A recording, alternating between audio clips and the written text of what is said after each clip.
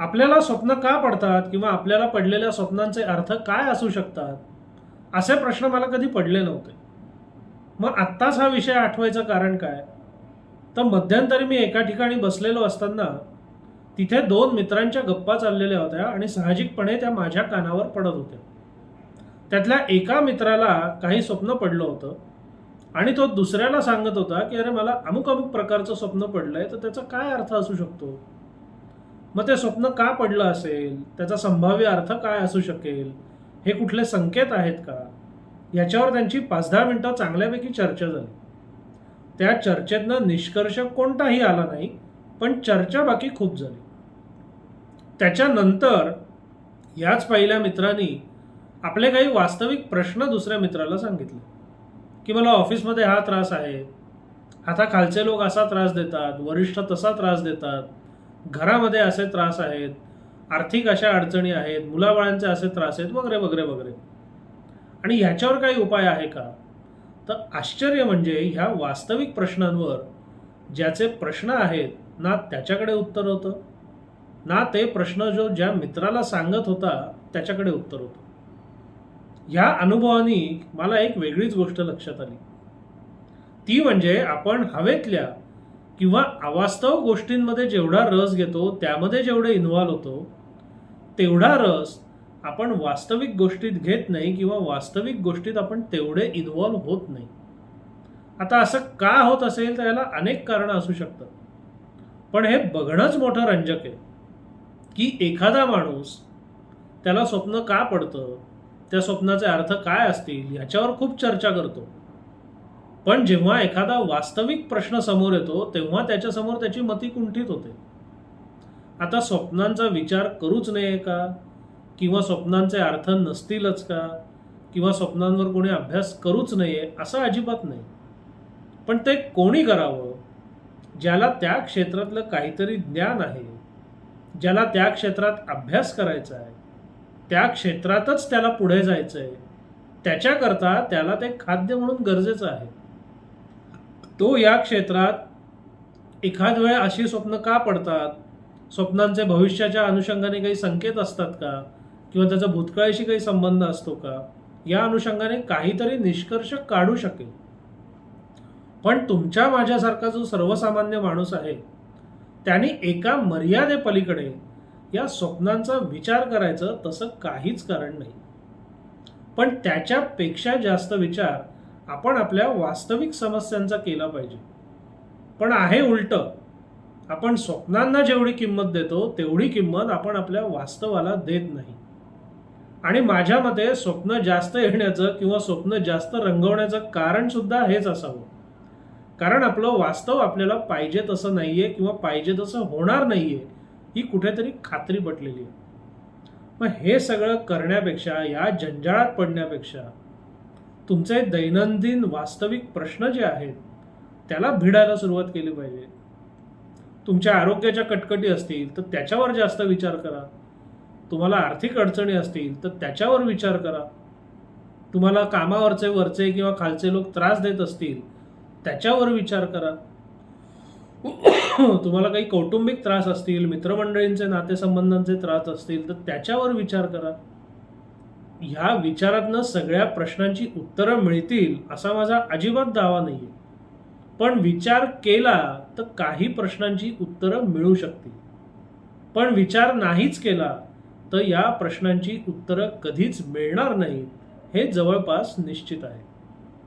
आणि मला वाटतं आपण या प्रश्नांना भिडायला जे घाबरतो किंवा या प्रश्नांची उत्तरं न मिळण्याला आपण जे घाबरतो, त्यामुळेच आपण या प्रत्यक्ष प्रश्नांना भिडण्याऐवजी उगीच काहीतरी खुळचट काल्पनिक प्रश्न निर्माण करतो आणि त्याच्याशी झगडत बसतो.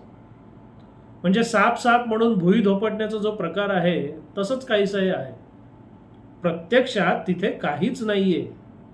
स्वप्न किंवा त्याचे अर्थ ह्याच्यात आपण पडण्याचं काहीच कारण नाहीये, पण आपलं वास्तव एवढं खराब आहे किंवा आपल्याला आपल्याच भविष्याबद्दल एवढी कमी आशा आहे की आपले वास्तविक आणि भविष्यकालीन प्रश्न याच्यावर विचार करायला, त्याला सामोरे जायला आपण घाबरतोय. आणि त्याच्याकरता एक सबब एक एक्सक्यूज म्हणून आपण अशा अवास्तव गोष्टींच्या मागे लागतोय. विशेषतः हल्ली तरुणी सुद्धा अशा तथाकथित स्पिरिच्युअल गोष्टींच्या मागे लागलेले आहेत. आता अध्यात्म स्पिरिच्युअलिटी हा एक वेगळा प्रांत आहे, तो काही निषिद्ध नाहीये किंवा तो काही वाईट नाहीये. पण त्या मार्गाला चालायचं असेल तर ते एक पूर्ण वेगळ्या प्रकारची जीवन पद्धती तुमची असली पाहिजे. आणि अध्यात्मात जायचंय या ध्येयानेच आपण त्याकडे वाटचाल केली पाहिजे. मी माझ्या आजूबाजूला जे तथाकथित आध्यात्मिक आणि स्पिरिच्युअल वगैरे लोक बघतो, त्यात मला असं आढळून येतं की वास्तविक किंवा ऐहिक जीवनात काही जमलं नाही तर आपल्याला तिथे काहीतरी जमेल या एका वेड्या आशेने ते त्या आध्यात्मिक जीवनाच्या आणि स्पिरिच्युअलिटीच्या मागे लागतात. आता हे म्हणजे कसं झालं ना की एखादा माणूस जर आंधळा असेल, त्याला आपल्या घरात दिसत नसेल, त्याला असं वाटतं की मी 10व्या मजल्यावर जाईन किंवा हिमालयात जाईन आणि तिथे मला दिसायला लागेल. असं कसं शक्य आहे? जर माणूसच आंधळा आहे तर तो तळघरात गेला काय किंवा हिमालयाच्या शिखरावर गेला काय, तो आंधळाच राहणार आहे.